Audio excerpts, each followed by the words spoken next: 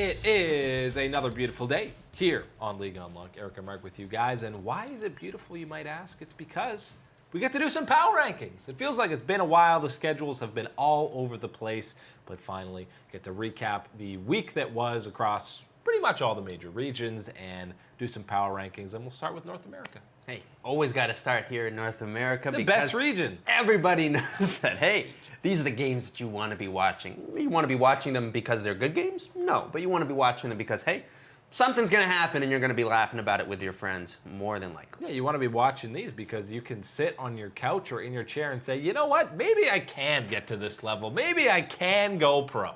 Hey, never give up on your dreams, kids. Never give up. Never. That's just a great lesson that we like to give out to the people here on League Unlock. But yes, we are going 10-1 in North America. And the bottom, there's no, completely winless teams or teams with 2 wins because now Echo Fox has 3 wins. They're still in at number 10. And FlyQuest did show improvement, but they're still there at the bottom 2. I still think FlyQuest will be climbing in the next few weeks. I expect that they will be climbing. I think that we're going to be seeing again more form from this team emerge. And hey, we talked about heading into this split, the summer split, what we were worried about with FlyQuest. We were worried about the addition of Wadid, messing around with the chemistry and the established kind of trust and play that you have in game here with the squad. That wasn't the issue. We saw that the issue was more so about some regression and some play and individual performances in the solo lanes for FlyQuest. So a bit of a bounce back there. Need to see more if this squad wants to keep pushing up these rankings. Do you remember when Optic was the only undefeated team and in the top 3 of our power rankings? 4-0 start.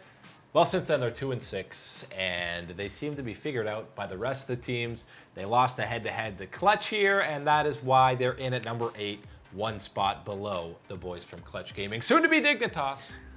Eventually Dignitas here, but the Optic squad definitely fallen down here in the past couple of weeks. Crown's performance has been fine. He still is trying his darndest here to get things to work out here. He has to play at an absolute MVP level for them. Exactly, so you can't be asking too much more from him. The problem here, I think, really is what's been going around the last couple of weeks is, yes, you've still had a very weak top side up there for Optic. We've been talking about that issue for a long time with this squad. But I think really kind of the unfortunate thing the past couple of weeks, I think Meteos' performance has been dropping down. I think he's not exactly getting the same type of reads and pathing that had been working out so well for them in the past couple of weeks. Need to see some improvement there because I think that's an area that other teams are starting to take their advantages and pile it on to Optic.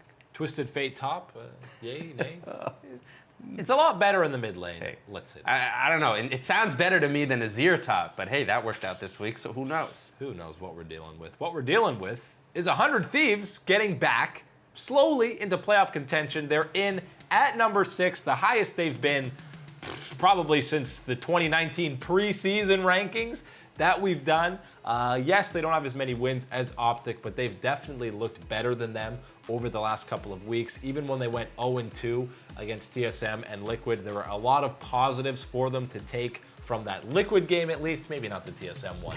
But this week, they're proactive, Mark. They're actually making plays, and I'm thanking Amazing and Ryu for that one. Yeah, that's absolutely where you got to start. Amazing and Ryu are certainly the straw that stirs the drink here for 100 Thieves, getting them moving, getting them around the map, getting them objectives, things into your back pocket that's going to help you be powerful later on in the game. Definitely impressed with the play that I saw this week, bouncing back from the week that you had before here. And one of the other important things here to note is that finally you kind of started to see a little bit of the performance here from Bang start to show up in the bottom side of being kind of something that is a little bit noteworthy of saying, oh man, like that's the Bang that I've been waiting for. That's the SKT Bang finally showing up here with 100 Thieves. And that's not to say that he hasn't been the guy pumping the tires here for the squad, but hey, things are going well now. You get those engages going on from Amazing and Ryu.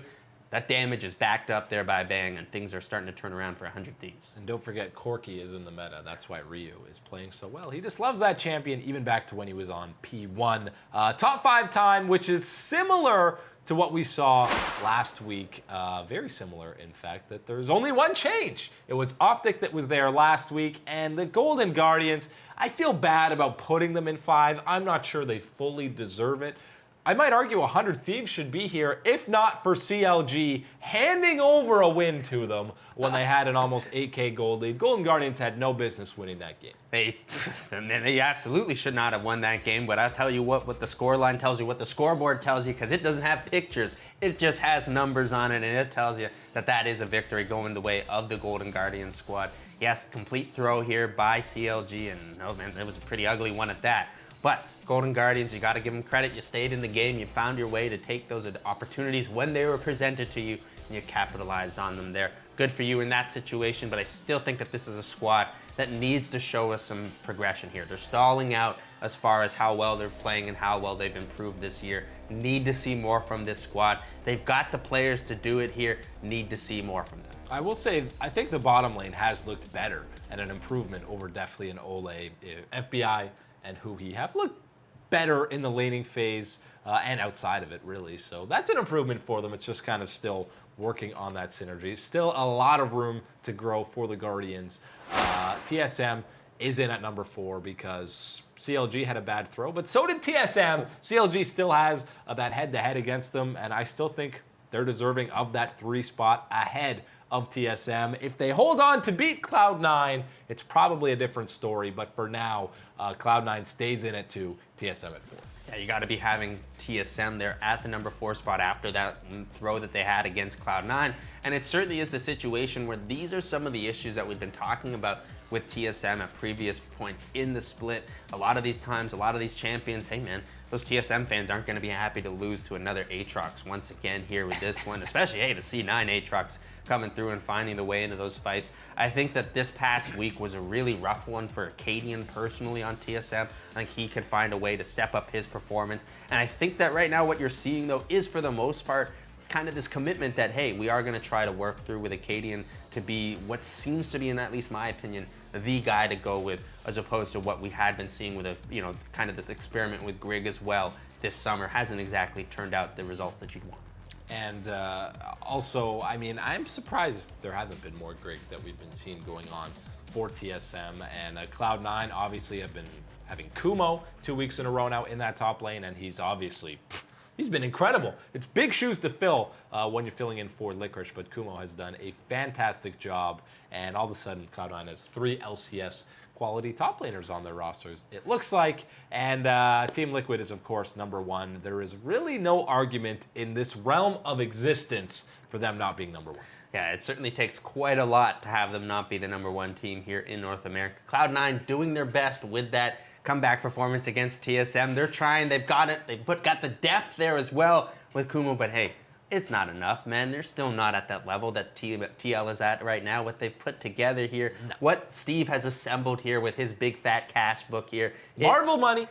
Looking good here for the boys here in North America, holding on to that number 1 spot, Team Liquid. I think even if Cloud9 wins a head-to-head, Liquid is probably still there at number 1.